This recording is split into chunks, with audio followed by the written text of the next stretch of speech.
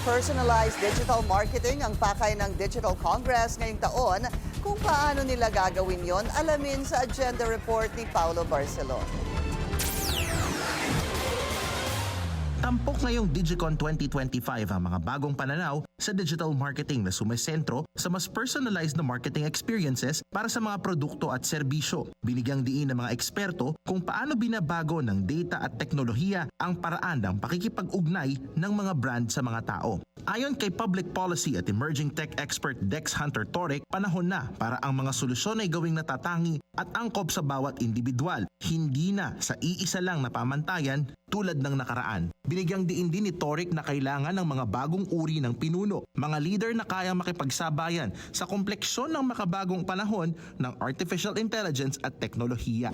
You are going to be developing solutions that the default will be, is this bespoke and designed uniquely for the needs of my customers as individuals, rather than the inverse, which is the world we all grew up in, where we're going to need a new set of leaders in our organizations who are capable of thinking much more multidimensionally about that future in an age where things are very, very complex. Iginiit naman ng mga organizer na hindi lamang sa negosyo na uukol ang personalization. Ginagamit na rin ito sa mga programang may layuning panlipunan at pagbabago sa komunidad. Ayon kay Digital Marketing Association of the Philippines o DMAP President Miko David, bukod sa pagtutok sa mga trend, magtatatag din ng organisasyon ng Policy Development Committee sa susunod na taon para mas maayos na marespondihan ang mga isyong kaugnay ng digital space.